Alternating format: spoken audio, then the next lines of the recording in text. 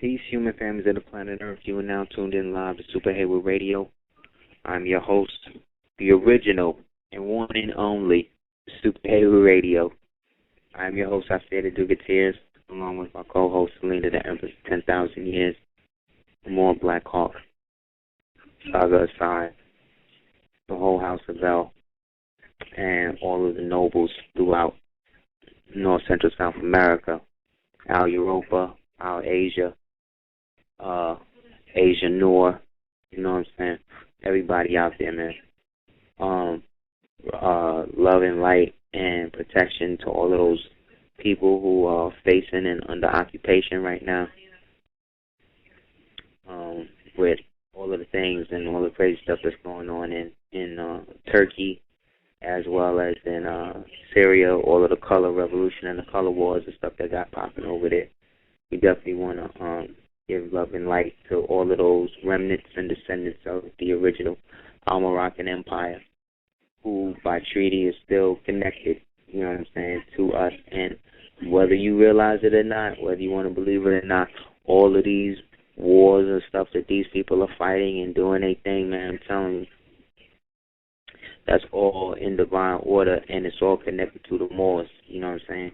Everything you see them fighting, all these wars they fighting, they're all connected, and it's all based upon the fact that the United States know that they're not living right, and the thing that they're basically doing is abrogating the original authority of the original government, yet it is still their right to exist as a pseudo-nation based upon their jurisdictional ties and issues with those of us that were in league and treaty with them for wrong or right, you know what I'm saying?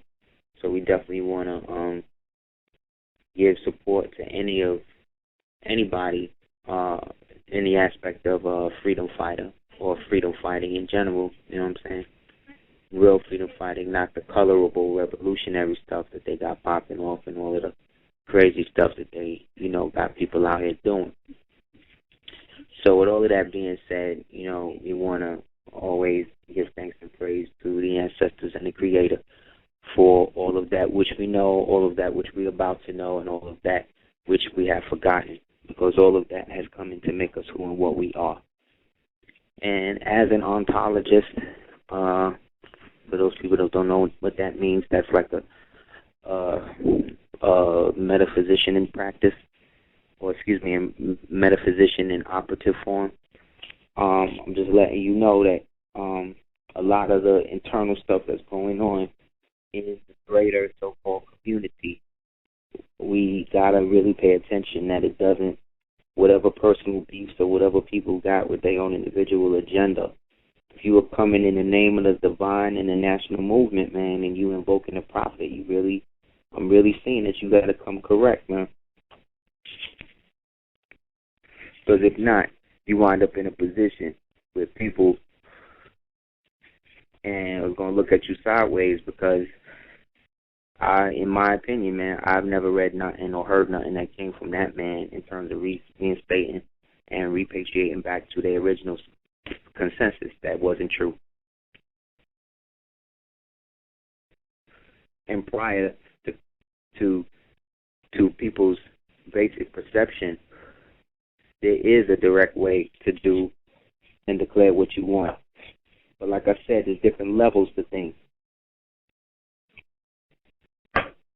And just because you are a member or live in a country don't necessarily make you a citizen of that country. So it's the same thing when we talking about repatriation back to Morocco. Because what we're finding out is that repatriation never happened, because we've never not been in the perpetual state of Morocco. And what Morocco is on paper to these modern people, they know that it has a greater ancestral and connection to the Moroccan people that was already over here. You know what I'm saying? They already had their own government that really freed them. So the international correspondence that we need to achieve some of the ends and political means that people want to establish cannot happen if everybody is in a different regard in terms of their own political ideology, especially if they're being forced to hold on to secrets that belong to organizations that have no backing in anything really spiritual. You know what I mean? So when you act as something, when you see these people in their fraternal positions and, you know, they spout off all of these great things and all of that, what they are doing, they feel like in their mind, they're representing you. So when you come in there being you understand? That automatically offsets everything else. Because regardless of who or what anybody want to believe in, it all comes back, all roads lead to Rome, right? Well, those roads that led to Rome were paved by Carthage and by the remnants of ancient Canaan. Us, namely us. So we, being who we supposed to be, have to accentuate the positive as to what that positivity is supposed to be. There are immutable laws of law that exist in a higher realm of function, but the physical representation of that in the form of positive law, which is jurisprudence, creates the maxim that leads to the establishment of God on earth.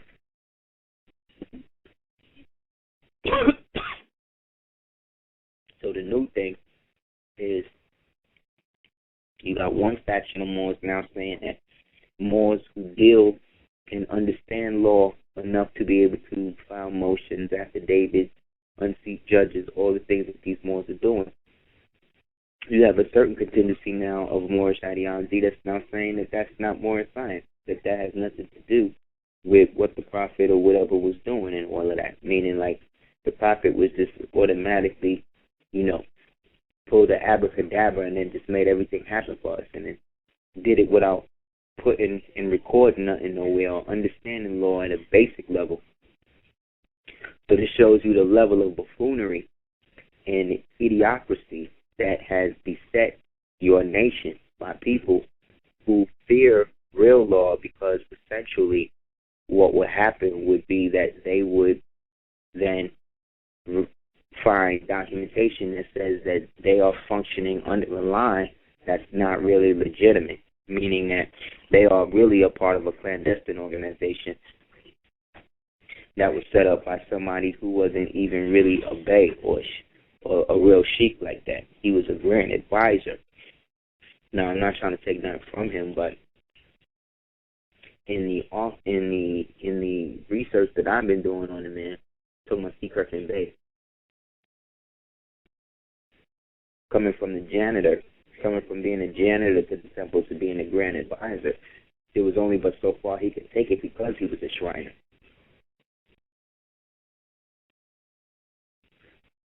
Part of the grimoire, which is ancient books on Moorish learning.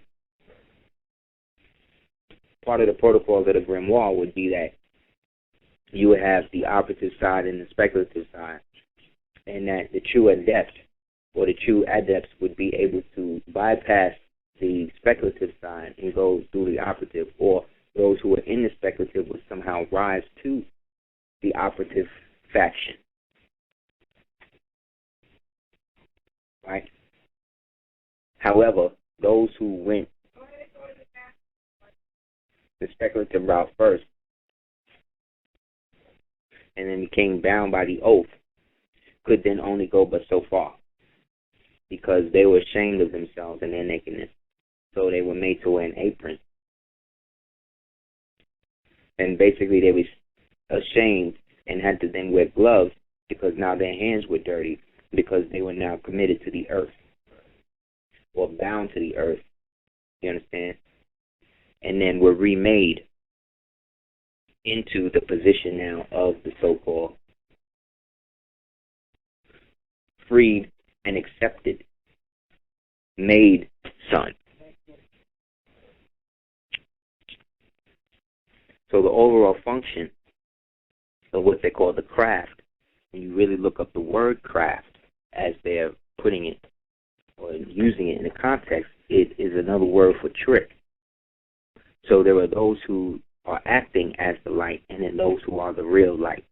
There's a movie that just came out called Now You See Me, and it's all about these magicians who start robbing these banks, but really they're robbing this bank to get into the Moorish Science Temple. I say the Moorish Science Temple because the image that they were calling was called the Eye. The group that they were trying to get into was the Eye, and it was an ancient Egyptian order that started all the way back in the times of the Herus, aka the pharaohs, to be able to protect the ancient true essence of the Magi, which is the magic. And turns out that the guy who was the real fool in it turned out to be the one who was actually the Grand Master, who was there to initiate them. But like I said, when you see that false in your eye, that has nothing to do with the people that's using it over you today. That is symbolize you. That symbolizes your eye. Yeah, they may have used Amsterdam Rothschild's eye for the image, but the overall concept and the conceptualization of what they call the new order of ages was laid way before he was even a thought. And at the time that the United States government, or the United States of America and General Congress Assembly established itself through the Articles of Association to Confederation to the establishment of the so-called United States as a benefactor of the establishment of our government, it is our responsibility to keep the government from going or being abandoned. So when you hear Moors who wound up filing petitions and things like that, and then wound up getting responses back talking about, well, you abandoned your government and things like that, that letter is evidence of the fact that they acknowledge that your government did exist, number one, and number two, that if the only government that was abandoned on this side of the hemisphere was the United States of America and General Congress Assembly on March 21st, 1861, when the several states, represented by the 48th state historic flag of the United States, with 6-pointed stars, 48 6-pointed stars in a row, walked out. That quorum, that fulcrum, that base was us. Therefore, when they said to abandon their government, they're telling you that the government that you abandoned was the one that you think you're not a part of now. So essentially, when we applied for United States citizenship or a birth certificate was conferred to us or on us, it was due to the understanding that we were now citizens of the United States. But as citizens of the United States, we could not have access to our estates directly. Our estate trust was put into the geographic location or state. And then we made trustees of the name that was given to us at birth. But that's not the name that they are talking to when they talk to us, any government agency. The ages that they're responding to you from or communicating to you from is a strictly commercial basis.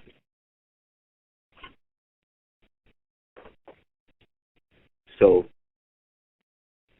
strategically speaking, it's obtuse to go against something that you don't have to go against, because any abrogation of authority against you is an automatic win or claim in default based upon the Judiciary Act of 1789. If you understand you as a Moor represent the original body politic under the Republic,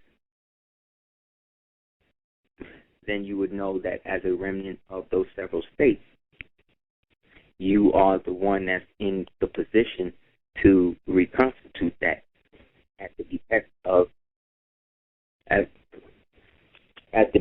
of the original dominion.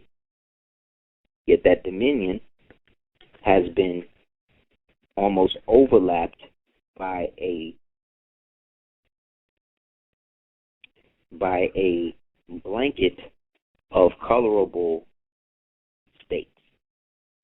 So if you can imagine, the bed, right, represents the actual republic, but the sheet that's put over the bed represents the federal United States.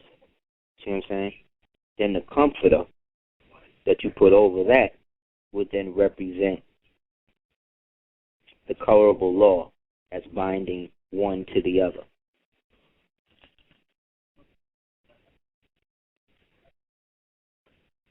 So, with that being said, it's still, you could have a sheet and you could have a cover, but if you ain't got no bed, you're sleeping on the floor.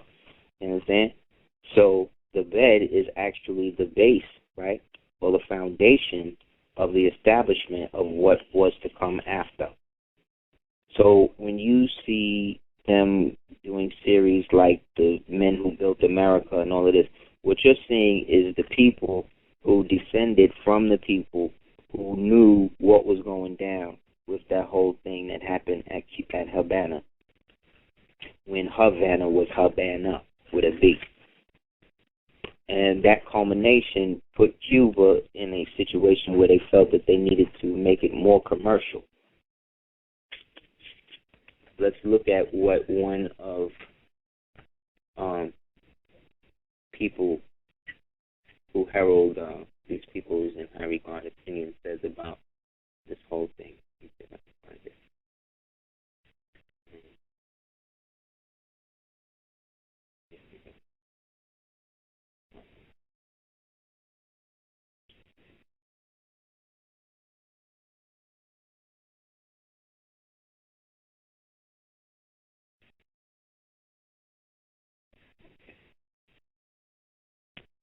Now, when we think in the basis of the nation, there's a fuzzy history on the United States when it comes to you, and we already basically bust all of that down. And like I said, it really just boils down to our own people falling out amongst ourselves and other people coming into the position to take advantage of that. And through sleight of hand and trickery, trick knowledge, we were then put into, or were unknowingly put further into the so-called rabbit hole. You know what I mean? Besides the obstacles, this is from a book written by Peter Moon. And it says, besides the obfuscation, there have also been outright lies. Under the articles, the first president was unanimously chosen to be John Hanson, a man who was said to be the most active person involved in, as well as the focal point of the revolution, and who arranged for George Washington to be general of the army. So we know all of that about the man, but when we get into the exact aspect of who the man was, we also know that he was Swedish nobility, and we also know that he was called the Duke of Brunswick. You know what I'm saying? Or the Duke of Brunswick corresponded to him. And that all of what he did kind of culminated at what they call the Congress of Wilhelmsbad, that formally inducted these pseudo-members of what we now perceive as so-called Illuminati into the so-called Brotherhood. See, the Brotherhood had no legitimacy until after 1493, because once Grenada fell, that kingdom, or that, it was Grenada and Mali specifically, who had direct access to us over here and connection to that, as well as the Saud tribes, who were connected to us through the line of Shabazz and Koresh. So, being of these bloodline, that again is coming from the Eo or Bay, which is then descending from the great celestial All-Father that we call God, the creator of this universe.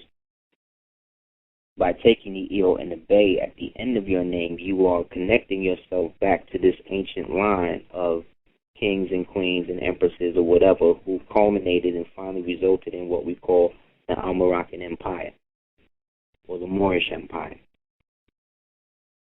which is totally distinct and different from the Arab so-called empire and the so-called Ottoman Empire. But in more direct terms, those two empires, the latter, represent the first.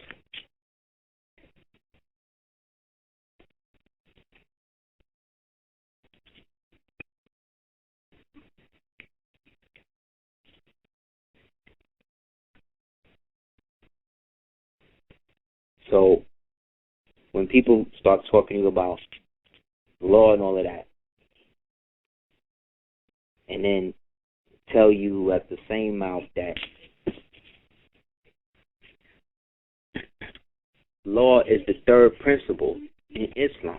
So anybody telling you then that to not understand or to not study law, common law, admiralty law, natural law, jurisprudence, anybody telling you that is telling you to not build on the third, the understanding principle of your life mission, which is Islam, which is I, self, law, and master. How you going to be master with no law? How you going to be in a position to have a place, but where everybody's dealing with the thing, but not you?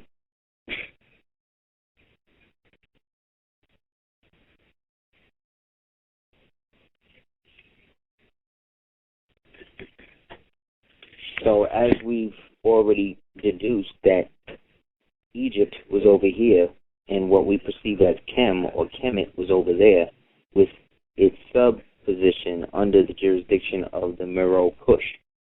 This is where the Moors or the Moroccans again come into ancient existence.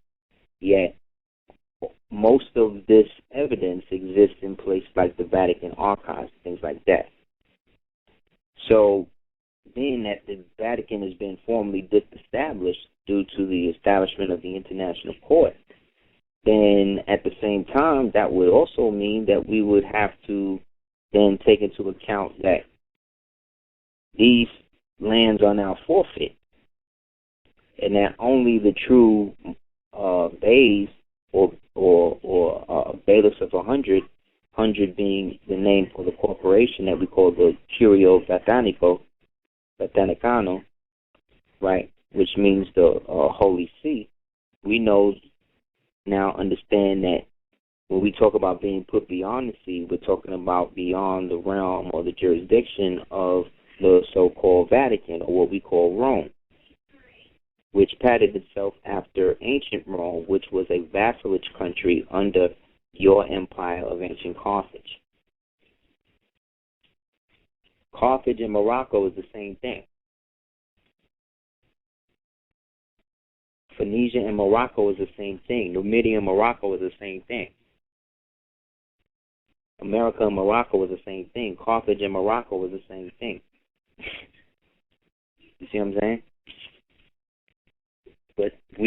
But every name that I've said in your mind, you may or may not have pictured the geographic place that you understand those places to be now, which is not in any way irrelevant, but it is to show that that place that we see it now in our minds is not what it really is or was at the time that we went dormant. Therefore, as the truth has no statutes and limitations, we have the ability to establish for ourselves the prime directive, like you see in Star Trek, based upon the fact we got all the evidence. The whole Western philosophy or way of thinking came through a three-pronged system, or what they call the trident, which represents the three main countries that took advantage of the establishment of the United States of America and General Congress Assembled. The first being Britain, the second being Spain, well, the first being Spain, second being Britain, third being France.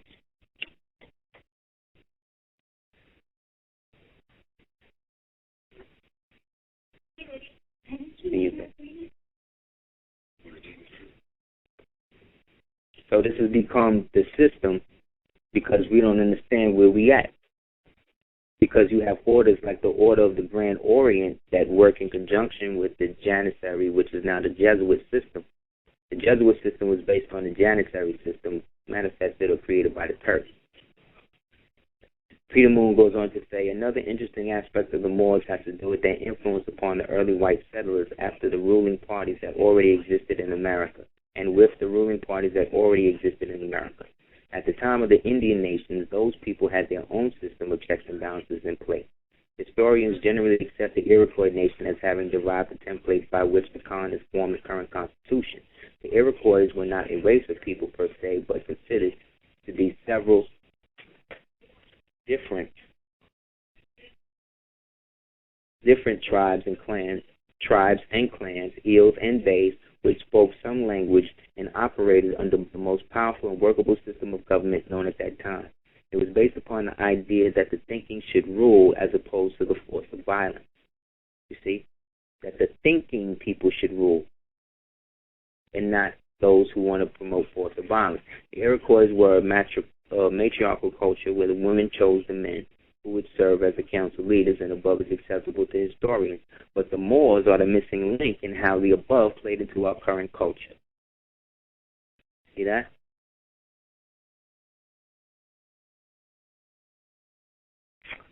Common history tells us the United States Constitution was based upon the highly civilized principles of the Iroquois nation, but we are not told that these were based upon an even more ancient Moorish doctrine, which was known as the isonomy.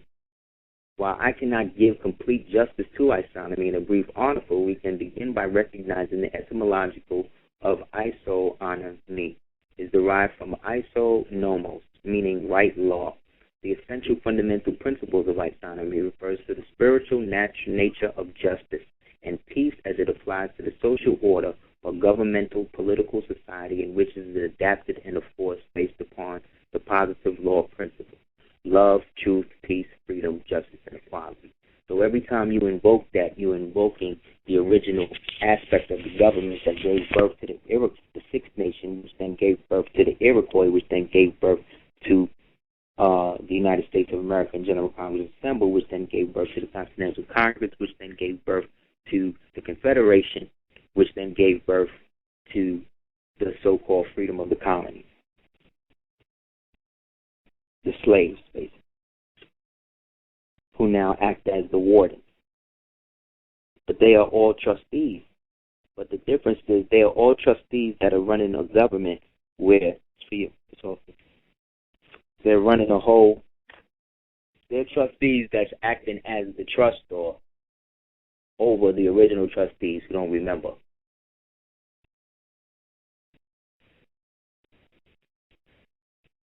Nobody in the world has done to you what has been done.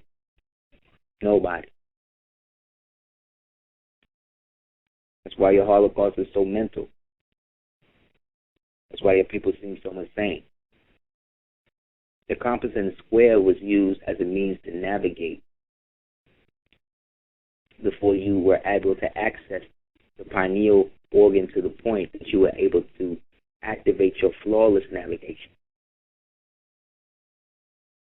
So to hold those as sacred symbols above the original symbols of you, the original you, is part of the trick.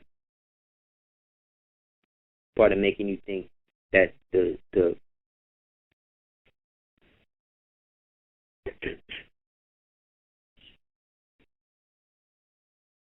the rug matched the drapes. It was the Moors. This is also Peter Moon. It was the Moors and not the Jefferson Washington group of Freemasons that came up with the Great Seal. The symbol we see on the dollar, which is incorrectly thought to be symbols of the conspiratorial Illuminati, the group referred to as the Illuminati co-opted these symbols from the Moors. So again, this is the white man telling you. You understand? But this is the best part, where he says, there is now, however, a much bigger issue at stake, and that is the destruction of the Moorish nation, which was known as the Societas Republicae y Americanos Estados, which translates as the Almoroccan Republic Society of Estates.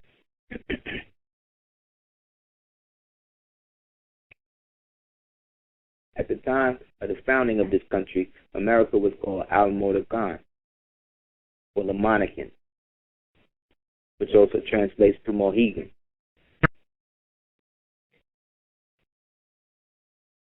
And it was part of the Moroccan Empire known as the Mexican. That dude America Vespucci has nothing to do with anything. The vestigial remnants of who and what we are exist within our genetic code, which is why they want to change it and get us to adopt a foreign denationalization way of thinking. They want to specifically do that to break away from what exists in us as the prime, or what they call the Imperious Rex, the Tyrannosaurus, the big black lizard with short arms too short to box with God, meaning government.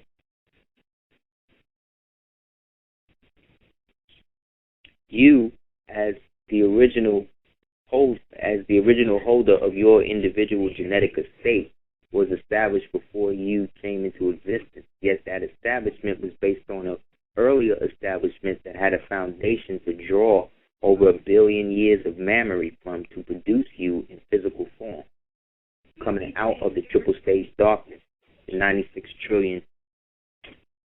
66 trillion years ago, before the so-called Big Bang that initiated the physical creation of life in the universe, which was the byproduct of the original thought of the collective mind of Allah at the precept of saying, let there be light. To have light exist, it had to come out of darkness. Therefore, darkness moves faster than light, and therefore those with darkness have a higher propensity to absorb, attract, and repel light than light does itself. Light cannot reflect itself. This is the limitation of the prince of the air that they refer to as Lucifer, which is really a corrupted version of Luciferia or Lucindria, depending on what you read, when you get into the birth of Yaqub, who was his mother who committed suicide based upon her adultery against his Yaqub's so-called father. Therefore, Yaqub became the morning star because he mourned his mother's death based upon her being a manifestation of the star particles like he was.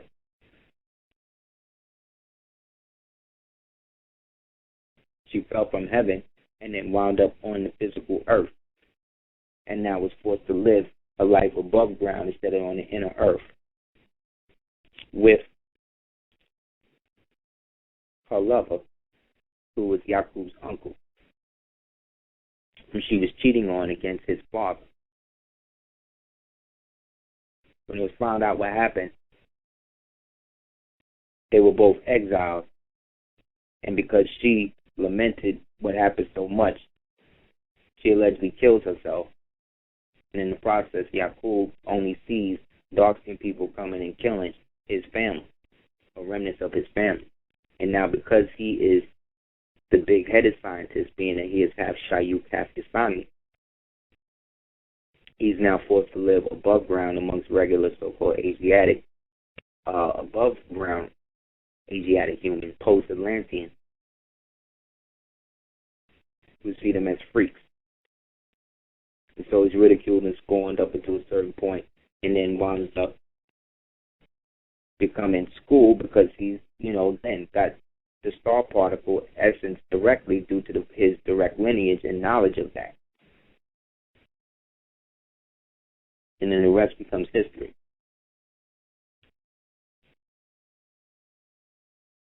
So Lucifer, in a sense, was the son of God in the allegorical sense through this drama that now plays out in our history, being that the 12 genetic strands, 13 genetic strands that were chosen became what we know as the chosen people or the tribes of Israel.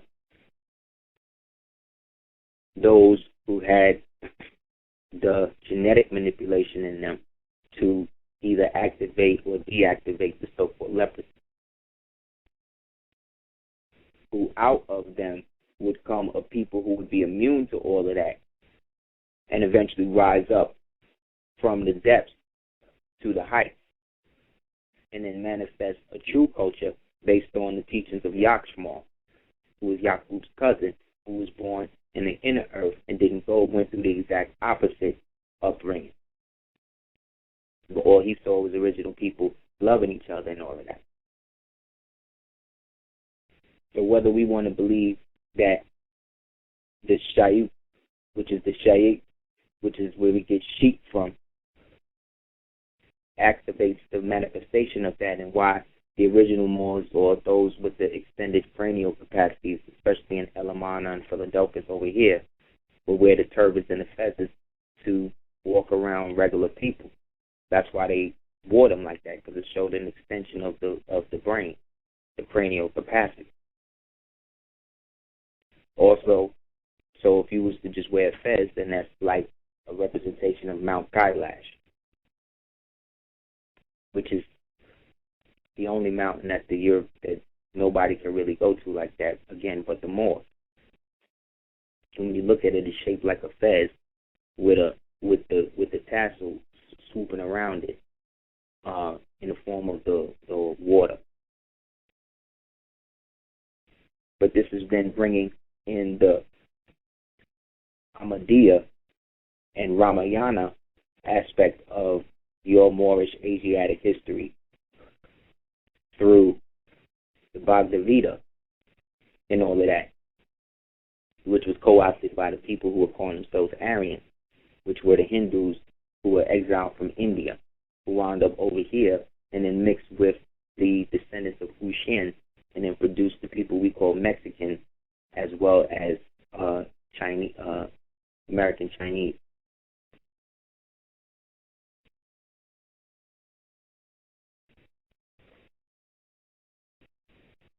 China started its occupation of America back then with Hushin in them.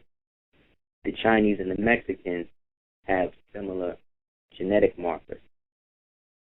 That's why they're different from the rest of the so-called Asian, like the Chinese are to the Asians what the Mexicans are to the Latin people or Hispanic people. You know what I'm saying? They're the same, but they do things a little different. Again, based upon the genetic makeup and marker from how they descended to and from. A lot of them also have traces of Genghis Khan in them as well, which brings us back into the mix through the Kazan and the Khanate, through what they call the Golden Horde. That was us. We set up the ancient Silk Road of China, through which Marco Polo, who was a vassal of the Moor that brought him on the journey, taught him, and then he brought what they call spaghetti back. But the Moors had already been eating that.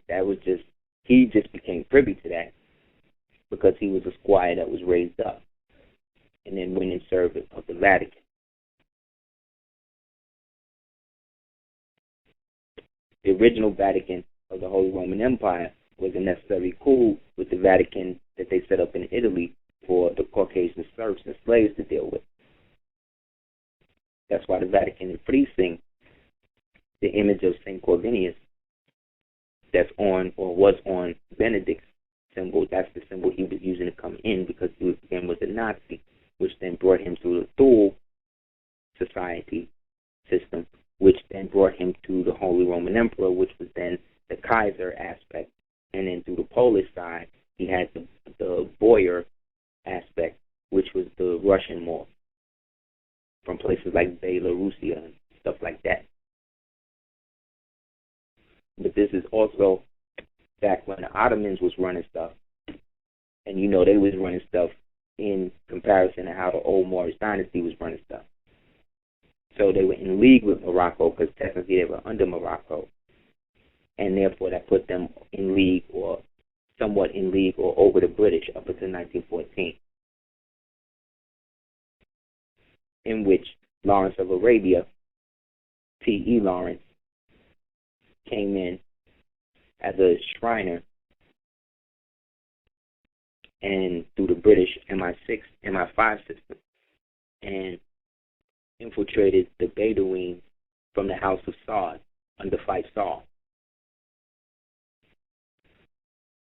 cousin of Sheikh Dawood Faisal, but he was the Moorish side. The Faisal that T. Lawrence was dealing with was the Arabic side, both being the lines of descent of Sephardic Moors coming out of Granada through Morocco after the destruction of the Songhai Empire. So I would say the absorption of the Songhai Empire.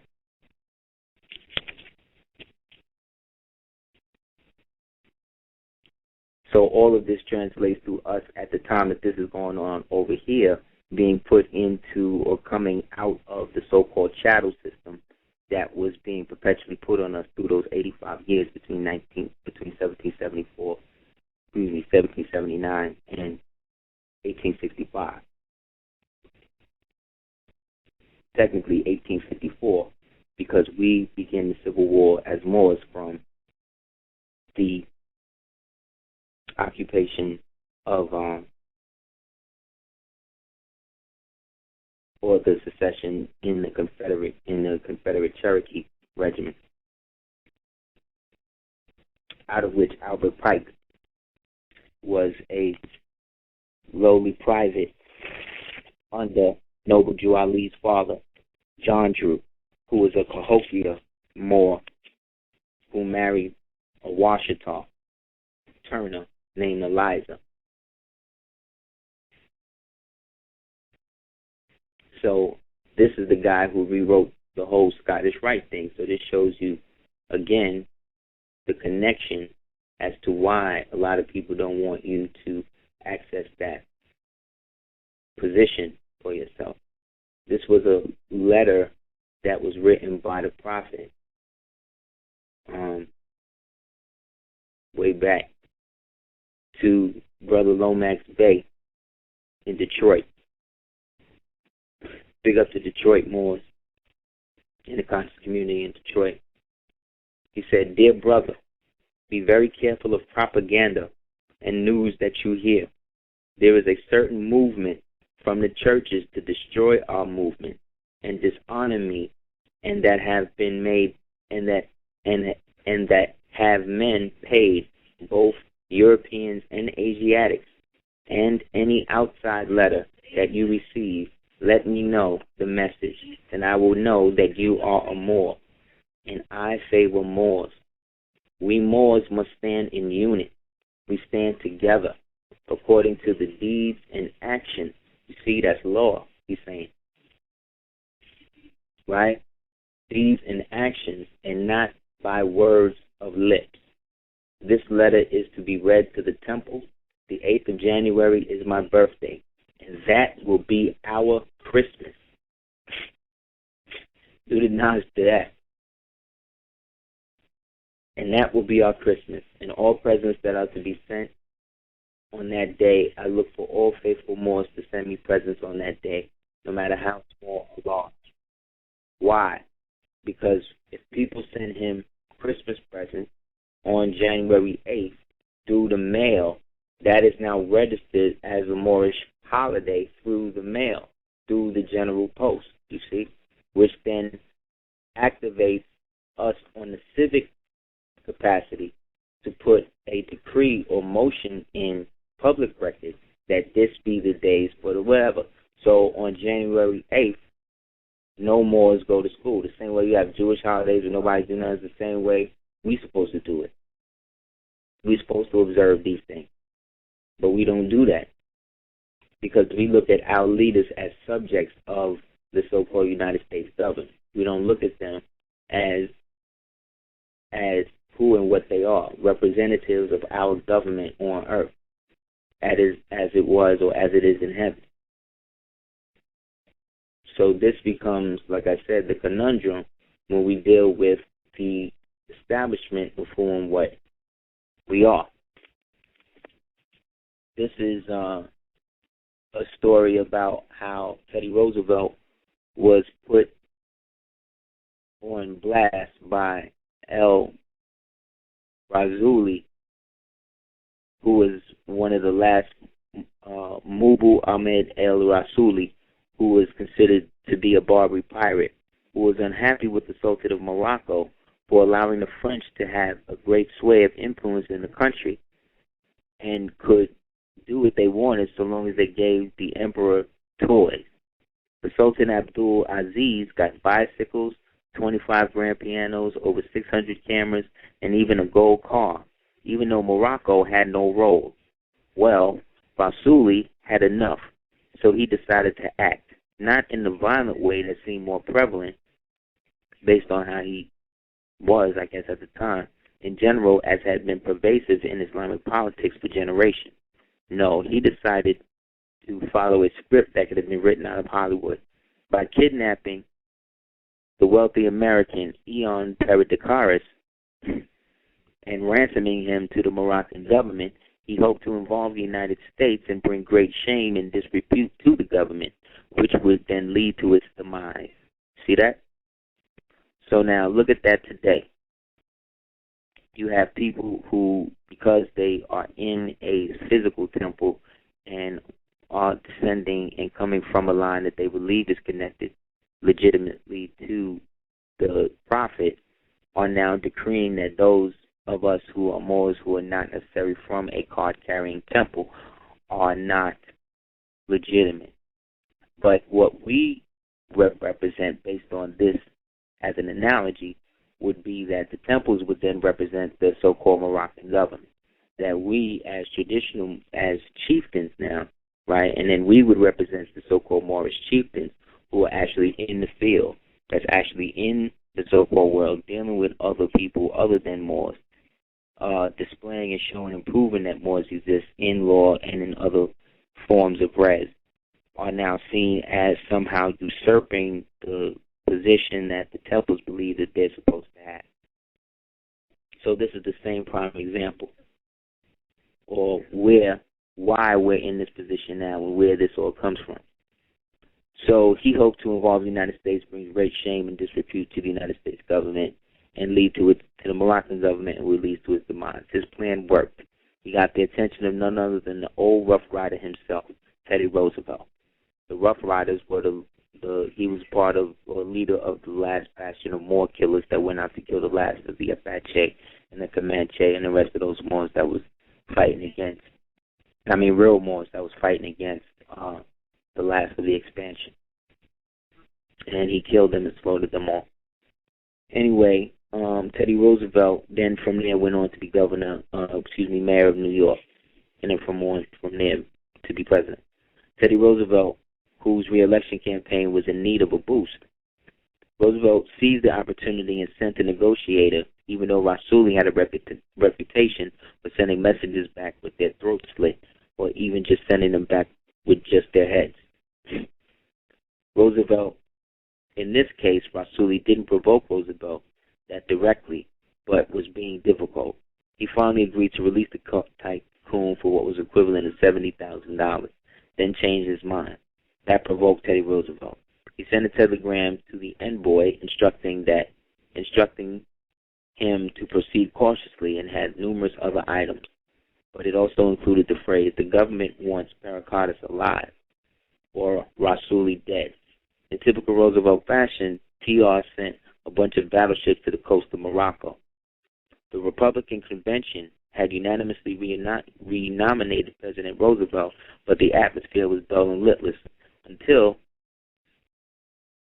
the one bully phrase from the telegram to the negotiator.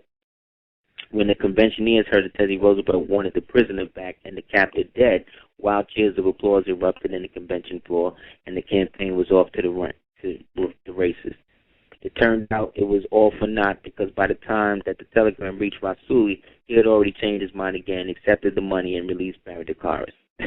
Of course, the perception of the public was that it was Teddy's dead or alive demand that caused the release, but the campaign never did anything to change the perception, nor did it point out the United States had given in to every one of the pirates' demands.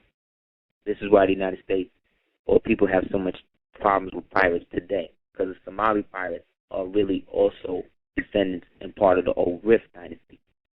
And Rif had banks and capitals and cities, and they were Moors, and they are Moors. So eventually, if these Somali pirates want to reinstate their Rifin connection, it's done. That's probably why the United States is trying to get into Morocco more now and all of that. They also didn't tell the electorate that it had been found out that Paradikaris wasn't even an American citizen. And that the administration had found out that during the Civil War, Paradikaris had renounced his U.S. citizenship to become a Greek citizen, so that when he refused his draft to be called into the Confederacy, his land and holdings would not be confiscated. You see that? You see that? He switched nationalities, and in switching his nationality at the time, the Greek was under the Turkish Empire through Cyprus. So that's where the whole jurisdictional thing goes through with nationality, what you can do and what you can't do. So if he could do that, how come Muhammad Ali didn't do that?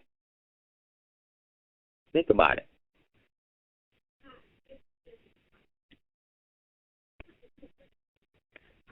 Especially when I got a picture of him wearing a fez. What's up with that?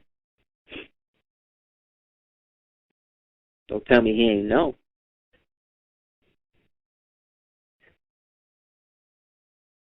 The fact that the captive was not an American was not known to the public for 40 years, well after Roosevelt's death. Right? This Hollywood script worked better than Mazzulli bargained for. He got $70,000, but he made the Sultan look so incompetent that the Sultan's brother overthrew him, and the government and new administration clamped down on the pirate Rasuli and them. See? The French were so angered by the whole thing that they exerted greater influence. Perhaps the reason why was those who wished to topple the government don't follow the drama line. Hollywood liked the whole script enough, and in 1975 produced the movie The Wind and the Lion that was based on the incident, in which Sean Connery played Rasuli.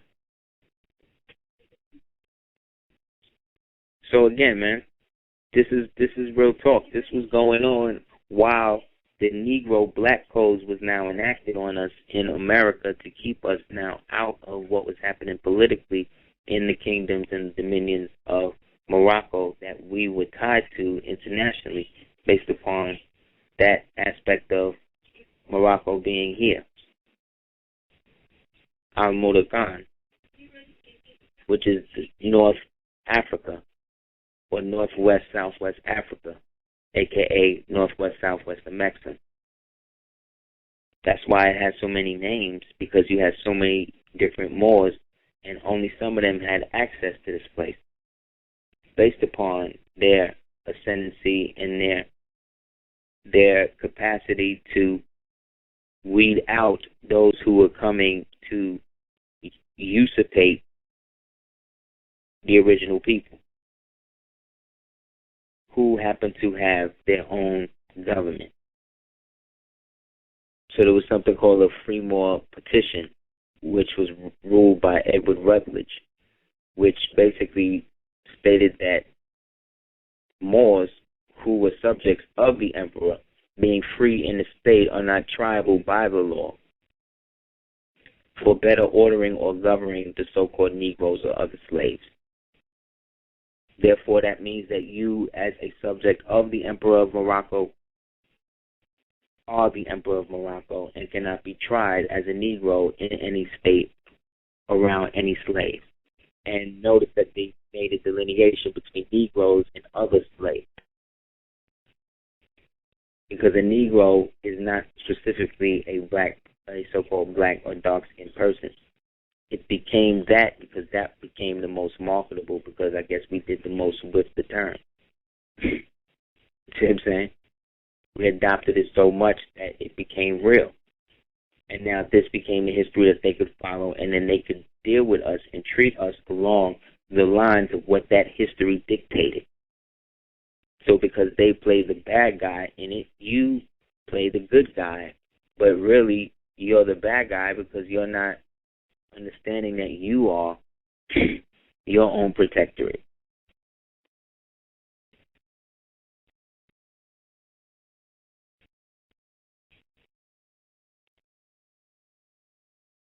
So all of that, Illuminati, all of that. If you look at a lot of these European families now, they're openly marrying or bringing black women into their genetic pool,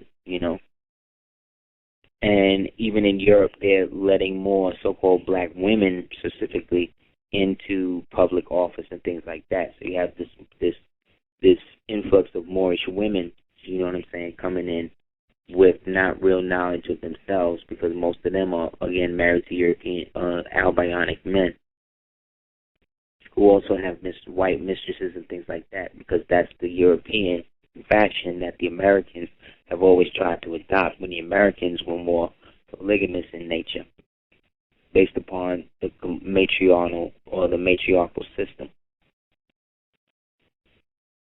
Yet the individualization of the psyche of the United States citizen is one that cries out that it's me and only me.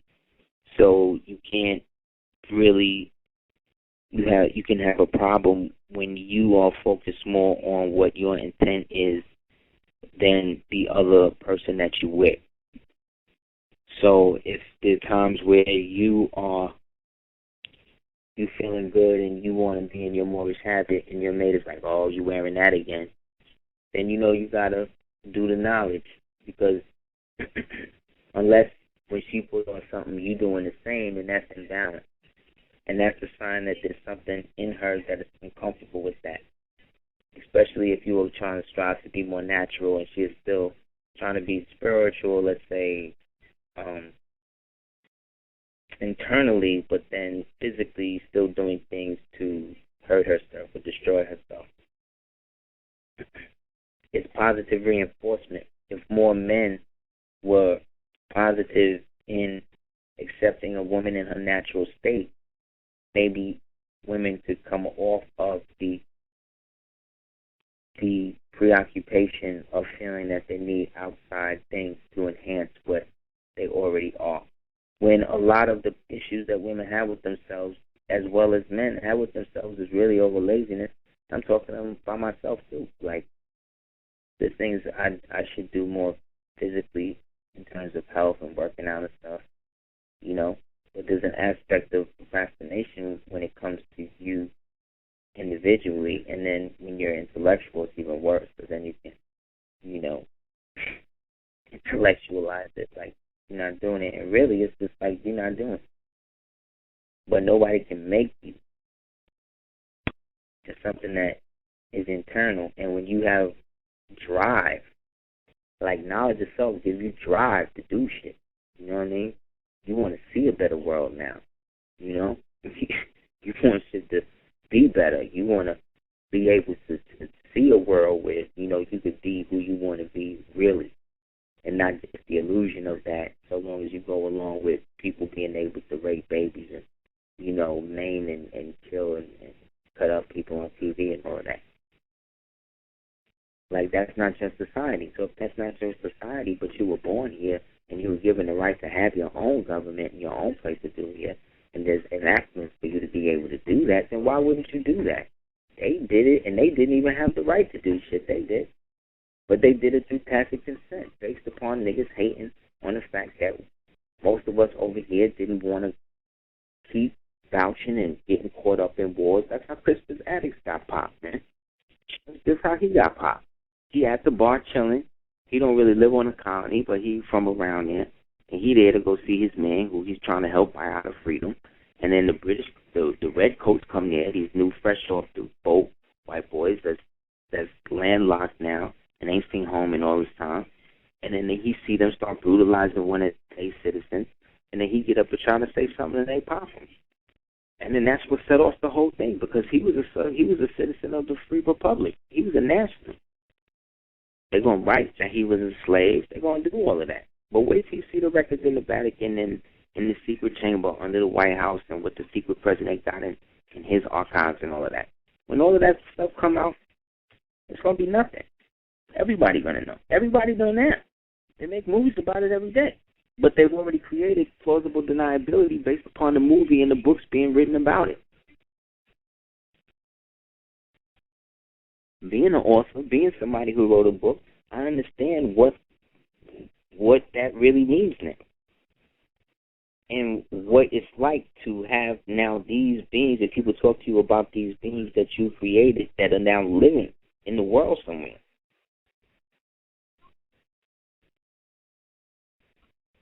So the access of people to product is instantaneous now, which was back then, it was more like people had a certain degree of decorum and honor, and it was just certain things you didn't do in public. Now, the more you debase yourself, the more you prove yourself a slave, the more you get. Therefore, if it's the slave, then you know who the slave is, then who's the king? Who's the queen? That would be the state. But if the state is based on the estate, then that means that I'm the king and I'm the queen. So how is this corporation acting like me? And how was this corporation able to give a charter to these other corporations to manifest when I'm the bailiff of 100?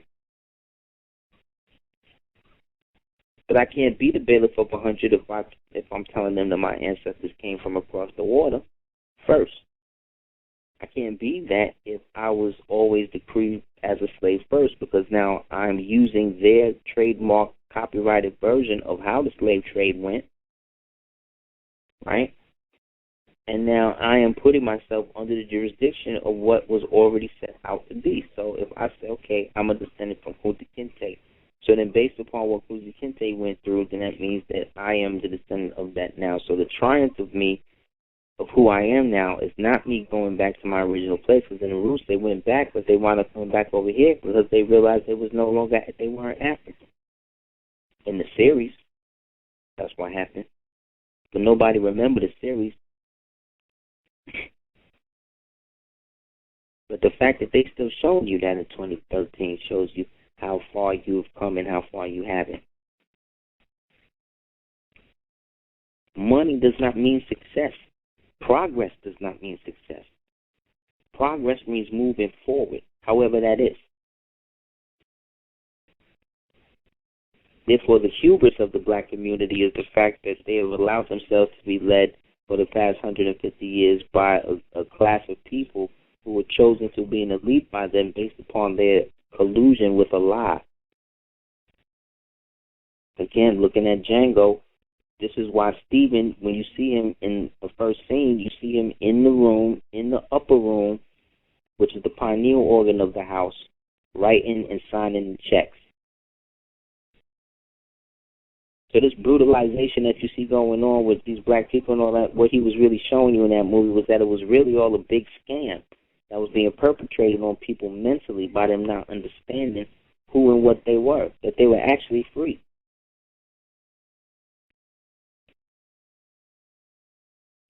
So when you're looking at Colonel Sanders, Kentucky Fried Chicken, you're looking at the KFC, the Knights of Columbus. You understand? The Plantation Master, Boss Hogg.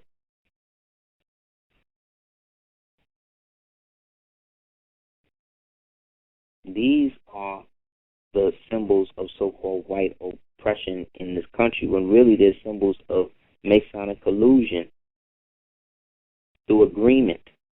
And again, I'm not trying to blame and say that Masons are the end and the Freemasons are the worst people in the world and all that. I'm not talking about that. I'm talking about the strategic placement of people in situations, no matter how lowly, to be able to engender a certain group of people to achieve another group of people's ends. That's going on in the Christian church. That's going on in the Comesian faith, that's going on in the Europa religion, that's going on in all of these so-called religions that don't got white folk in it. So that says this is a natural phenomenon. This is something that we are perpetuating amongst ourselves, and that these people, again, are taking advantage of in our ignorance. How is this nigga Chief Keef get arraigned at 10 o'clock, almost go to jail by 10:15, get out the court at 10:20, get rearrested for the same violation by 10:35? The boy is insane. You know what I'm saying? It's a farce. It's showing you exactly who and what they think of your youth, right? And again, he's from Chicago. So this is a Moor. So they keep giving him these chances and stuff like that. One, because he got money, but two, because he come from somebody.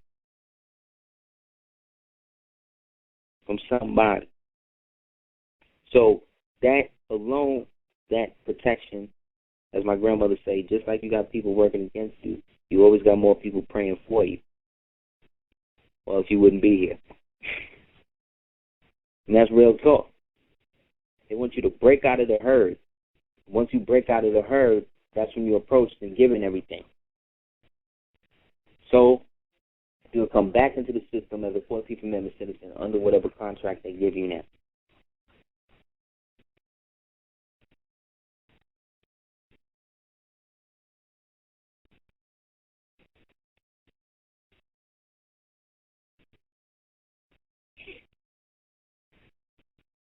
If anybody wants to call in, you can call in at 347-637-1184.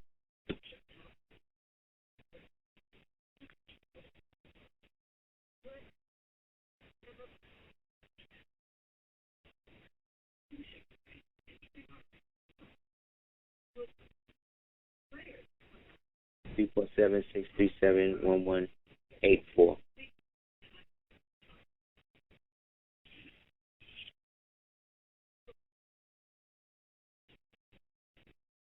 Let's see.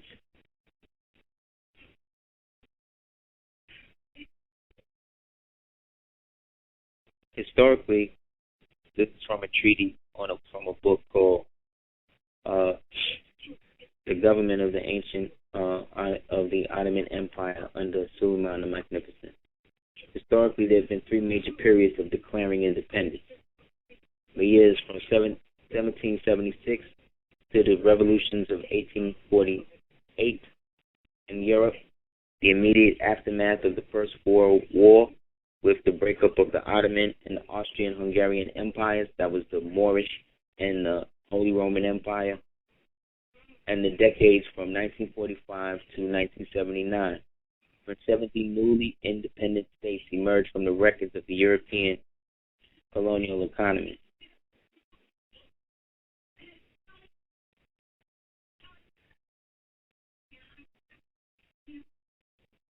Causes for a country or province wishing to seek independence are many. Disillusionment rising from the establishment is a cause widely used in separatist movements, but it is usually severe and economic difficulties that trigger these groups into action. This means that this can extend from peaceful demonstrations, like in the case of the Indian independence movement, to a violent so-called civil war, which is what they just had in Washington a little while ago. They had a civil war, armed march on Washington with all these white men talking about they're ready for the Civil War and they're ready to set it on your boy and all of this and that. But him signing the Declaration of Indigenous Peoples basically just allows us now to just kind of do our own thing, especially since they've listed their own country as a battleground. So within the ancient tenets of war, there were aspects known as oases that existed between battlegrounds that were free states that were foreign neutrals in the conflict. So in this present conflict, the real enemy is the United States against its own citizens. Yet you are not a citizen of the United States. As an Moroccan, you are a free inhabitant of America, the republic for which it stands. You know what I'm saying? One nation under God. You dig? So that represents your part of the game. So in that, you have never really been without or outside of your government. You just pledged allegiance to the wrong side of it, and they put you and perpetually put you into different contracts to reinstate yourself to be a citizen of it, to act as that is evidence of you as citizen of their country. So the evidence of citizenry of the United States to them would represent specifically a birth certificate or some high identification from so-called United States.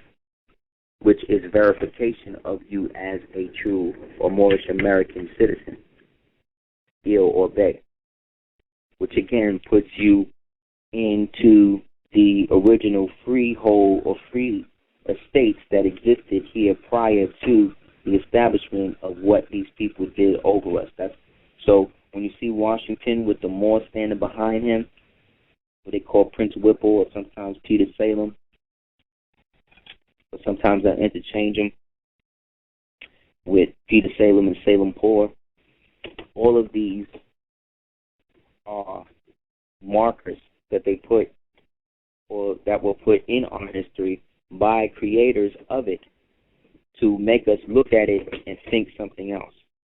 So you could look at a picture and see in the picture all these white people holding up our flag, fighting to protect. And in the corner, you see this white man standing in front of the Moor trying to protect him from all the white people. That's why the images of the slave ships that you see are always drawn. You could go to the museum and see a total dinosaur skull, dinosaur skeleton, the whole thing. You ain't never once go to a history museum and see an actual slave ship that wasn't recreated based off of a rendering. You know what I'm saying? Because you don't have slave ships, you have warships, and the slave ships that they had in America, these were not the ones that they was bringing into the port. How we think. We got it twisted. They are functioning under the aspect that we're supposed to know better. So when you show that you do know better, they get scared because now you're existing in your true person. And so that automatically offsets their power over you publicly. It makes you look like, or them look like they are what they are, which is the subordinate in it. So you know how you see the movie and you always see the hero is the white guy, and who's backing him up is always the black dude, who's always the one with the more charismatic and the more flavor and all of that. But he either doesn't live to the end, or if he does live to the end, he always shot or beat up or something like that. It's supposed to be reversed, or it was reversed. And then and sometimes it was reversed even on us, even before that, and then reversed on us before that.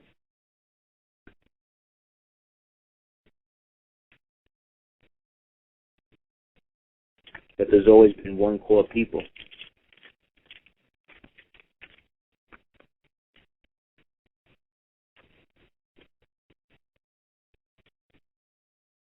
Who passed on what they call the eternal song, which is, again, the name or the title that sends down from us from the Most High.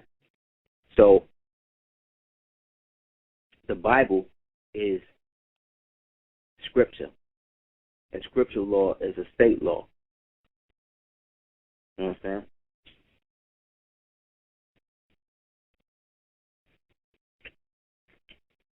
That's why your baptismal record could be used in lieu of a birth record. Yet, a lot of people ain't teaching it direct like this, because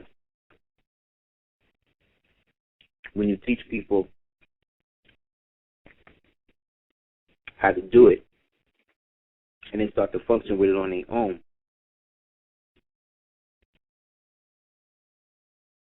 there comes a level of empowerment in the individual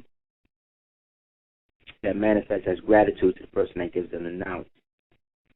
But if the person that gave them the knowledge was giving it to them with an alternative motive, then what happens is they're now looking at it as somebody that's a potential threat and that can do what they do in somewhere else. But then you have to reverse. The people who actually help people get knowledge, right?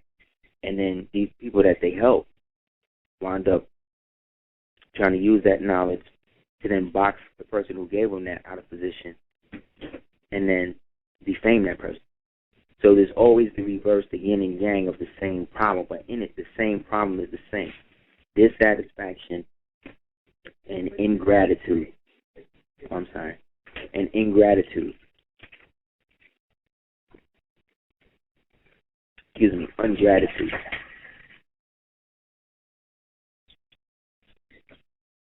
Which then creates the monster of ego that then puts us against each other. And until we resolute that with one another, some of us will be going to jail, some of us won't. It was passed by the South Carolina legislature granting special status to the subjects of the Sultan of Morocco, Mohammed bin Abdullah. Mohammed means son or sons. Abdullah, again, is the father of Muhammad, the father of Muhammad Rabia Bey.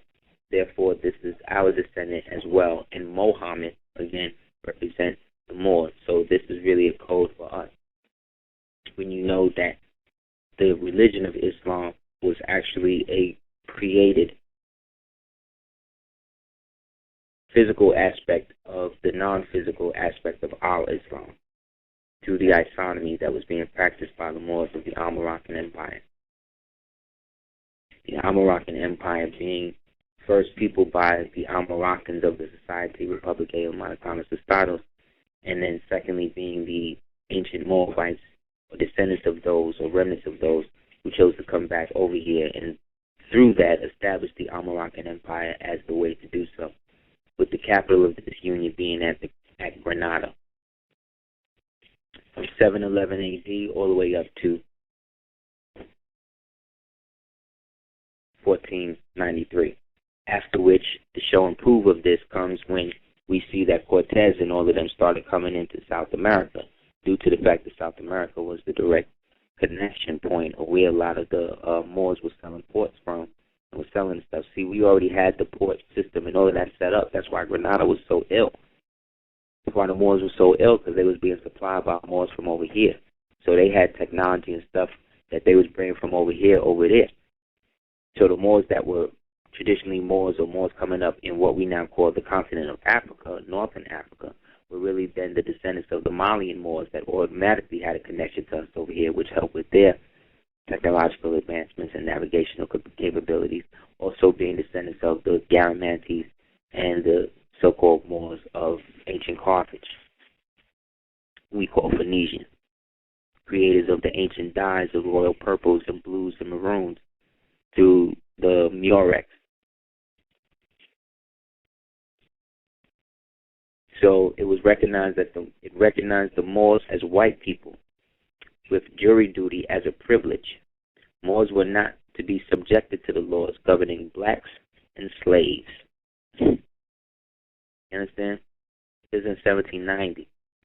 This is the year after the Judiciary Act of 1789 was passed. This is why. You see, one predates the other.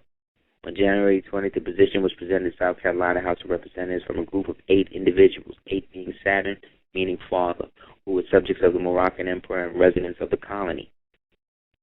They decided that if they had to commit any fault amenable to be brought to justice, that they are subjects to a prince, an ally with the United States through the Moroccan-American Treaty of Friendship, that they would be treated as citizens instead of under the Negro Act of 1740.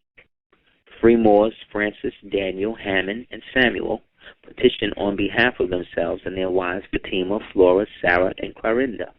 They exampled how some years ago, while fighting in defense of their country, that their wives were captured and made prisoners of war by the Portuguese. After this, Captain Clark had them delivered to him and promising that they would be redeemed by a Moroccan ambassador residing in England, and they returned to their country. Instead, he transported them to South Carolina and sold them as slaves, you see. Since then, by the great industry, quote unquote, they purchased freedom from their respective masters. They requested as freeborn subjects of a prince in alliance with the United States that they should not be considered subject to a state law then in force, known as the Negro Law. If they be found guilty of any crime or misdemeanor, they would receive a fair trial by lawful. The matter was referred to a committee constituting Justice Grimke, and General Charles Pinckney, and Edward Rutledge. Now, Pinckney is like Pianki, and Pianki was the father or the son of Taharqa, who is the Moor who ran the ancient kingdom of Nubia, which we now call Meroe Kush. So this already shows and proves to you, again, state law. That's why you got to get a certified copy of this, right to the State Records Bureau or the State Records of South Carolina, a petition to get a certified original copy of the Moors Sundry Free Act, the Sundry Free Moors Act of 1790. This with the Judiciary Act of 1789, man. That says that any court that you go into has to be converted to an Article 3 or a court of which that is governed by the original status of the citizens of the federal state, showing and proving that you are the remnant or the original aspect of the government. Think about that. Hoover had dirt on everybody in the world. And the only people he did not find fault with was the Moors, man. That's real talk. To the point where he became one. He became one. He bypassed they gave him the Shriner thing as an honorarium. And I'm not saying he was a good guy because he was horrible to niggas, Negroes, but again, you could see right here that we had a choice. You have a choice to be a Negro or something more. You do. Whether or not somebody else want to recognize it is irrelevant. Do you recognize it enough to put in the work to have everything reflective of your national character? You see right here, these boys that they talk about, look what their names was in Abdul and Mohammed and this and that. Names was Francis, Daniel, Hammond, and Samuel. You know what I'm saying? These was people that was born in South Carolina and who fought in the old wars and was around and was smart enough to pick up on what was going down and did not want to get caught up in the Negro shit that they was doing to these people. They was making more. They was going to Moors who was now disenfranchised. They didn't claim or couldn't claim their heritage back to the old government. So now they walking around calling themselves this, calling themselves that. So then finally they like United States slave advocate be like, yo, I'll give you more gold in my country for your labor than you receive it in your country now. Look what they did to you. You don't even have your free national name no more, so you might as well get some money, right? So come with me, because I need to help, because I got to pay back George. And this nigga is not taking his foot off my neck, even though I won the war. But even now I won the war, I owe these Moors from the Republic my ass, because now I got to do whatever they say. And now I got to pay them, I got to pay him. I don't have no money, so help me and we could both come up. And then these niggas are stupid, and they say, okay, cool. Not realizing that, one, they wasn't working in their own country because they owned everything. Two, they already had an estate that if they were treated properly and was not using foreign trademarks, but now not falling into debt. And three, they was dealing in foreign mortgage business that had nothing to do with us domestically here. The same thing that's going on. And four, they was married to foreign women, which then put them outside of their estate naturally, because certain countries or certain people don't have no estate. So-called Christian slaves have no estate. Had no estate. The closest thing that could have that was the Vatican, and they only had it as the vicar, so they couldn't really even control it for real, for real. They just could hold it. Like Rahm Emanuel right now is the custodian of the article of organization for us, because we don't have our shit together. You know what I'm saying?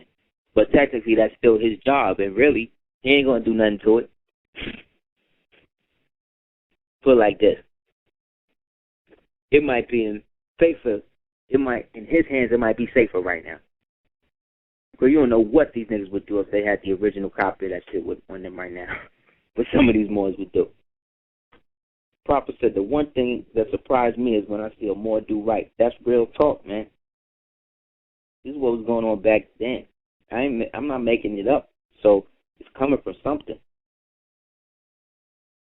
So essentially, once these Moors signed up and said they were going to be a part of it, they would now be on the sea. They would now put under the jurisdiction of the Holy See and then put under the same Reconquista jurisdiction of the Vatican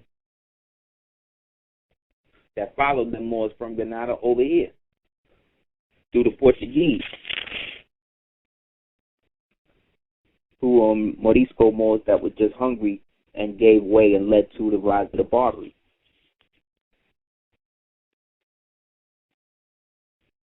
The ones that look like Jack Sparrow in them.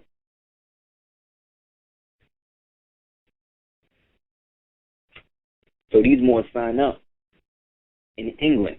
But England at this time is a 13th colony, maybe in Virginia. And then this Moor signs his name to it, or takes on the name, and now next to this name says Negro, which then means property. Then from there, he puts him on a boat and ships him down the river of, let's say, the Mississippi, but the Mississippi is now listed as the Atlantic. You see what I'm saying? Then he gets off the boat as the enslaved African in Greensville, and then is either shipped out, let's say, back up now, out of the country now, let's say maybe to Portugal, where he gets off the boat, he's a Guinea, sold as a Guinea, which is just like Negro. Then, or if he's sold in Spain, he might be listed as an Indian, but not a Moor, because the Moors had already been expelled, remember? So they can't bring Moors back into the country. So essentially what they started doing was taking the Moors from Granada, bringing them out of Granada, bringing them into the Caribbean, through the South America, into the Caribbean, up into the country, and then bringing the Moors that was already in the South, up in North Central South America, bringing them out through the East Coast, and then up back into Europe now, listed as Indians or whatever else. They get off the boat of South Africa, they Kaffirs, or Kafirs, Then finally, when they get back over here, they now either enslaved Africans or Negroes, which again means a species of property, a chattel. By this time, their lands done been worked over 3-4 times. They done got 3-4 different people up in here already. Because the people who got them out was the white Irish slaves and the other so-called European immigrants that had got freed by the Bay of Russia on January 1st. On the same day, they freed them through emancipating them over here. So all of them got brought over here, and then were promised if they fought in the Civil War and fought for their freedom, they would sign up as slaves to the United States, and then they could rent the land after they initiated the Manifest Destiny to extend the boundaries of the corporate district by using the people as the beast of burden to do it under Title 27. That's what the movie Far and Away was about with Tom Cruise and Nicole Kidman, after which they got married. Where they put them on had a race, and wherever you stopped with, that's where you could set up the land. The people who did that was descended from the people who went there and killed the people who landed was. The outlaws and the rest of these people, Billy the Kid and Jesse James, all of these Freemasons who was down with the dissolution of our Republican banks and all of that. That was being robbed and now had to be insured by the United States government, which then took control of them. So the last bastion of this was Black Wall Street. So to start with that, they got their so-called black puppets to help initiate the rise of the so-called Harlem Renaissance, which is strictly revolving around arts and sciences, based upon the relationship of W.B. Du Bois and Margaret Sanger, that we know is a devout racist and KKK member, also a member of the Theosophic Society, lover of Blavatsky, or student of Blavatsky and Alice Bailey. Both eugenicists, both secret sex slave of the old guard.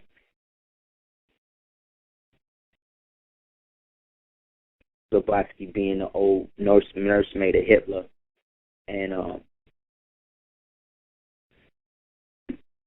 Bailey being the tutor of Stalin, either Stalin or Lenin, one of them.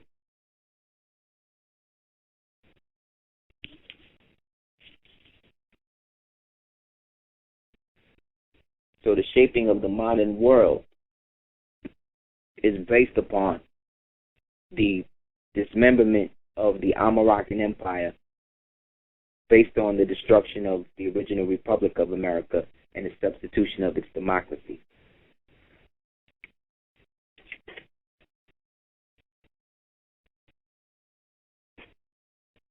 And here we are. So everybody that comes over here and chooses to become American citizens can get money under a dead man's name, so long as they agree to abandon their estate. Once they abandon their estate, the United States holds it in trust and then uses it to make money off the market or for other people. Then while you are living, you are assumed under the name of this state, which is a placeholder for the estate that you have already abandoned, that they have made you a trustee of, where they are acting as the trustor.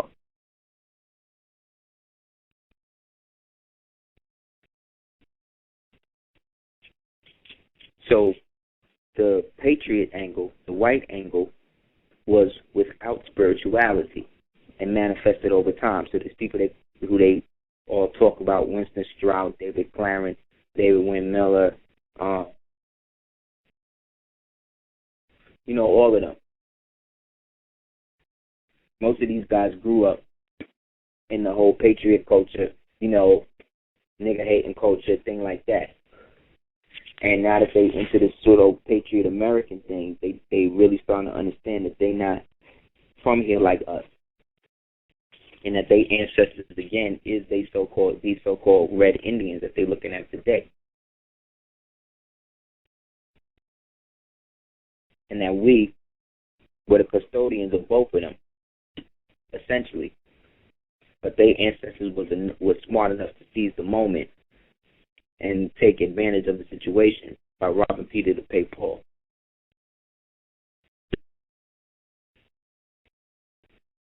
So we, the remnants of the so-called Moroccan Empire, were then made to forcibly be so illiterate at that point that we couldn't even read.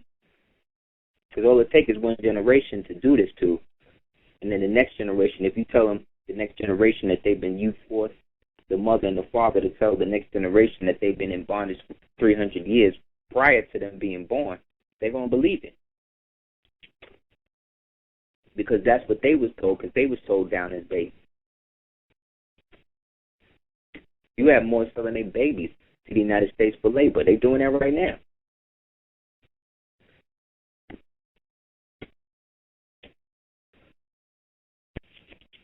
The merging of the whole rap and the prison thing, the rap being a criminal prison culture, that was all nurtured and manifested and was put out there in the form of that so-called whistleblower that put that shit out there.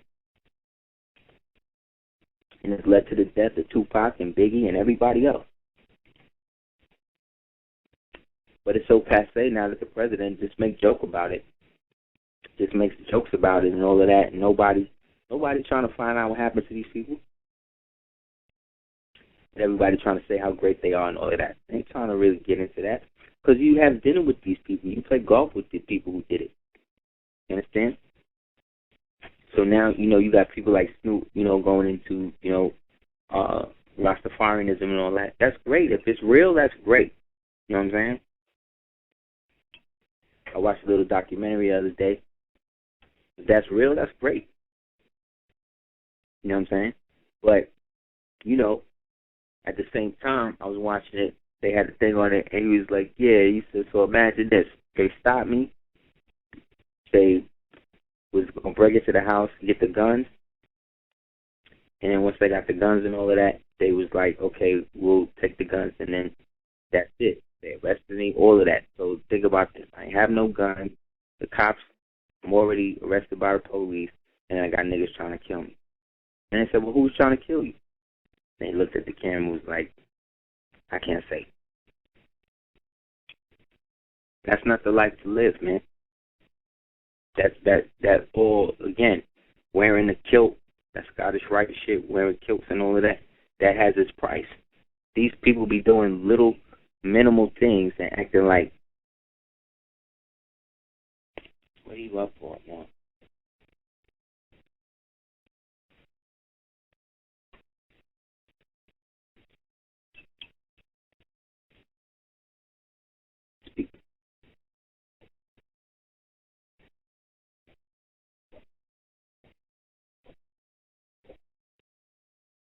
Okay. Okay. Go lay down.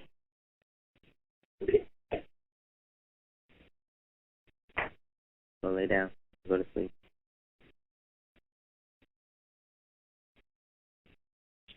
So the choice has already been given. It's already been out there all these years. We just say no because none of the people that were supposed to be leaders and all of that was done.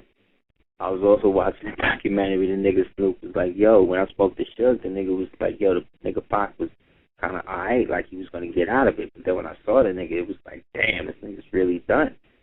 So then I saw this nigga, what he said, but then when I saw Jesse Jackson, I knew it was over. I was like, this nigga is done. And that's how you know. Jesse is like the angel of death. That nigga's like, I don't even know if he is, done so many demonic things, people like that. This is a representation or a real showing of how self-hatred and the feeling of reckless entitlement has devolved the so-called melanin gene to the point that things like twerking. A woman twerked to the point that she miscarried a baby on stage. Like, this is, people are dying in strip clubs now. You know what I mean? Not just being shot up, like women are falling off the pole, poles breaking, being impaled on poles. This thing is crazy. I don't want to say we, because we now all doing that. Those of us who are true Republicans, per se, we don't condone none of that, but we can't necessarily, but what we can do is stay on the outside of it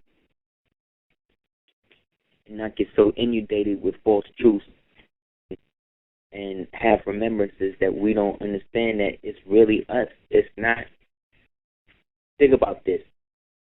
How many times the work came on TV since this man and whipped these girls?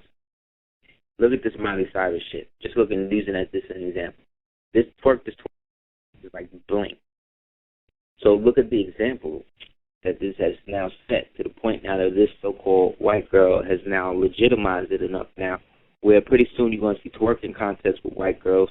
You're going to see international twerking competitions because now some white men have been smart enough to copyright the twerk, but the original twerk team, which was these three young black girls, right, ain't going to see no money from them unless they did it right, which hopefully they did, but you know.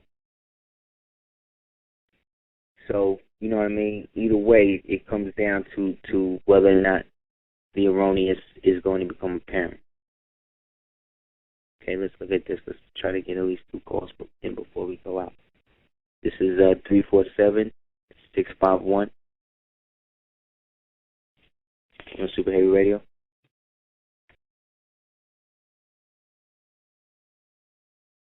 Peace. Okay. Let's see. 678 on Super Heavy Radio. Peace. Peace. How you doing, Moore? Yo, loving the show, man. Got Peace, a quick Moore. question for you. What's up? If you could help me out, understand some things you were breaking down. I'm just coming into the knowledge of some of this. So what's a little confusing is I'm trying to understand and get the documentation showing and proving how this is our government from the standpoint of the Constitution, so that I can have more ability to help with actually enforcing it, but I need to understand it myself in order to do that. Mm-hmm. So if there's any references, I know you were reading some documentation, but you know, any information that you can provide, because I was able to actually find a book about the naming of America and how the ancient name was Maroc and all of that. So I know the information is out there, but you know, I'm trying to stay on my deen and get that study in so that, I'm well equipped when I step out there. I'm not trying to step out there without being able to demonstrate what I know. Well, on my website, I have this thing called a Moorish Compendium, Volumes 1 and 2, that is it's almost like an encyclopedia of like relevant historical as well as statutory and article heavy documentation that gets into exactly like how it interfaces in terms of us being a separate entity from the United States. But aside from those, you can check out House Joint Resolution 75. Okay. HR 75. You can that's of House Joint Resolution 75 about Philadelphia. You would always check into House Resolution 689 from Chicago. Okay. That just happened in 2012. All right. You could get a copy of the Free Moors Act of 1790 from the State Records of South Carolina, as well as the Negro Act. Because in that act it says that they can't mess with Moors either. Moors, Hindus, and Asiatics. Then all right. That's peace right there, brother. I really appreciate that, man. And, I want to tell you to keep doing really what you're doing. You was on a video one time that really kind of woke me up. You made a statement. It was so powerful. You said, I can go into any man's culture and show and prove that the black man is God. And that was so powerful to me because I began to start looking at history in a different way and started to seeing, wow, this is really our stuff that's just been whitewashed into something else.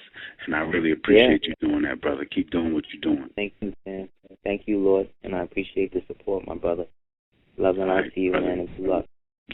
No doubt. Islam. Peace.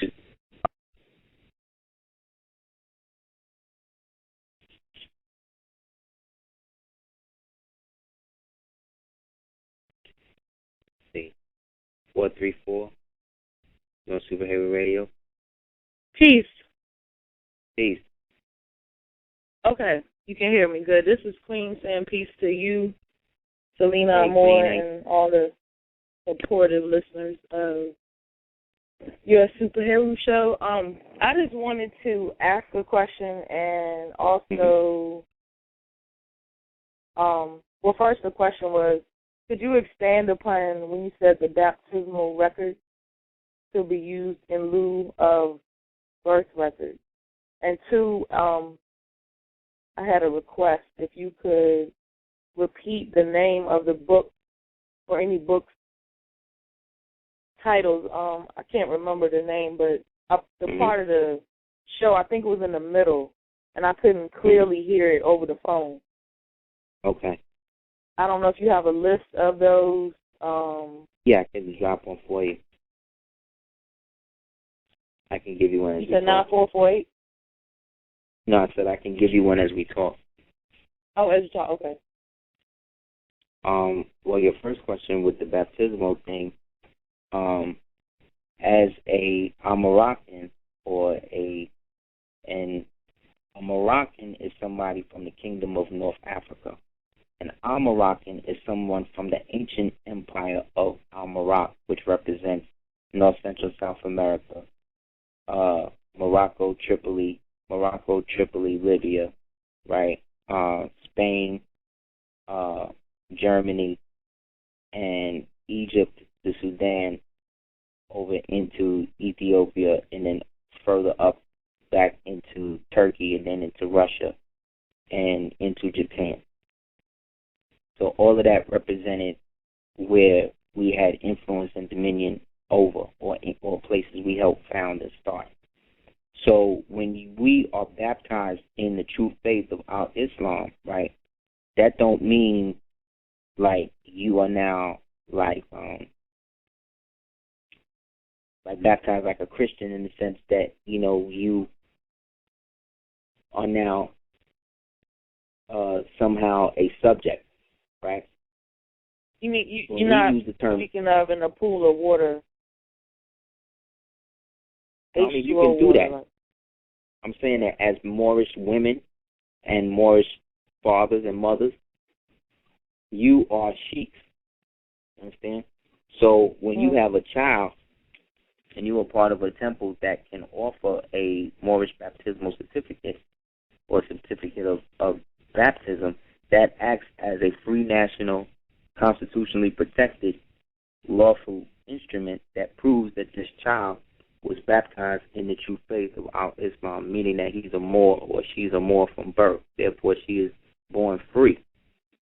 So, at the time of birth, let's say, and they want to create their birth certificate and all that, the father or the mother can pull out their own Moorish birth certificate, baptismal certificate that they have been given to by the sheikh of their temple, right? Or a competent person, you either a sheikh that you know or a sheikh meaning you, the mother, and the father, right? You create the certificate, you get it when the baby comes out. When they bring up, first thing they do is what? Bring up the certificate, right? Have the baby put stamp and all that. The same way they do that, same way they do one for you. So now the one that they've created has now the one that represents the estate that was already created for the baby. But the real document now is the baptismal certificate that when the baby came out, it was baptized in its own free national name, provided by the original sheikh and sheikhess of the temple, which is you, the father, and y'all being the temple itself. You understand? Okay. Which is now ecclesiastical trust law. You understand? Nobody can. So their document is cool. You don't have to worry like, oh, I gotta go change that or whatever. You just make sure that they put "io" or "be" at the end of whatever document they create. But the original document now is the Moorish baptismal certificate that you have now brought forth, because the baby was baptized into the world. You understand? That's the first baptism. You know what I mean? The other one is just symbolic. The first one was the baby coming out. Therefore, John the Baptist, the deliverer, the giver of life, was you. You know what I'm saying? Bringing forth Heru, the child. So in that way. So books, though, you could check out would be on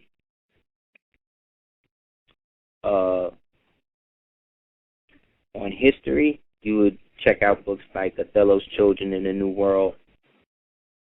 Are you saying Othello's Children? Othello's Children in the New World. In the New World, okay. Yeah. Golden Age of the Moor. This is history stuff. Okay. A book called Moors and Christians. Another book called it's a good one. When Nations Gather. Okay. These are good for history. For lawful stuff, you would petition the state records of South Carolina to get a copy of the Sundry Free Moors Act. Get more than one copy if you can. Write them a letter, send them a postal money order, and tell them that you want copies or however many copies of this document. Sundry Free Moors Act of 1790. Act of 1790. Yeah. Then you write the House of Representatives of Philadelphia with the same type of letter, with a postal money order, for a copy of House Joint Resolution 75, May 4th, 1933. 1930? 1933. 33. How would I know how much to get the postal money order for? The postal money order means that it's backed by real money, silver money, because the government is the post office, not Washington. Washington is a foreign government from the post office, but Washington is bound to protect the post office because the post office that exists now was established in 1971. It's different than the post office that existed before that. So using a postal money order is like using silver. Okay, so I send the petition a letter, and then they'll tell me how much to send the money order for? Yeah. You could call it up and ask them how much they cost for them to send you certified original copies of documents. Okay. And they'll tell you, and you make the money order out to that. Then once you do all of that, like I said, also check the House Resolution 689 from Chicago, Illinois. Get a certified copy of that, as certified copies of these. Once you get all of those copies, well, send away for them or whatever. And if you want to pursue it further in terms of the national aspect, just email me, at houseofl@hotmail.com. But thanks for calling, Queen. houseofl@hotmail.com. Thank you very much. Yeah. Thank you, Queen. Peace. Indeed. So yeah, everybody. Like I said, man, there's a certain manner of how things are moving, and you don't want to get caught up in the maelstrom, and that is the ambiguous nature of what people present as true moral science. And again, true moral science has different levels based upon your level of involvement. So if nobody told you, the hierarchy or the level of understanding based on the Fez is the purple represents you as a basic Muslim, somebody that's just doing the work and just understanding things as a religious moral. The maroon would represent you as a minister, you know what I'm saying? Somebody that's doing the work, helping people in court, helping them understand whatever. The black would represent you as a mufti, you understand? Somebody that's into the security of the nation and manifesting that which needs to be done in the material plane by showing we still exist and executing the law of the ill. The red represents the government, you being an active member of and understanding what the government is. And then the green would just represent you as an adept of the true high office who understands what this really is. Therefore, the green flag with the red stars representing us in our original capacity, in our original state. And that green flag has international connection that's already established. The red flag has been somewhat co-opted by people who don't understand how to use it and what it's for. So within that, we have to understand what it is and carve out our own way. So like I said, everybody else, holler at me at houseofl@hotmail.com for those people that want to get into correctly accessing themselves and posting their notices to the site that we have to do so. And any donations want to be sent to, you can do so to us through dukeoftears@gmail.com on PayPal. You can check out www.aseerthedukeoftears.com as well as www.darkskull418.com. Please check out www.cookingmorewithless.com and www.sagaassad.com. Thank you for supporting the home team. Thank you for continuously supporting Super Heru Radio. Accept no substitutes, know the one and only. And we will definitely have more things to show you and throw with you on next time. And like I said, specifically, don't pay attention to things that don't concern you. Know the difference between true moral science and what the moral science temple is for you, to then understand where the temple that you may be a part of is in terms of your own individual or development from an individual to an individual. All right? Peace.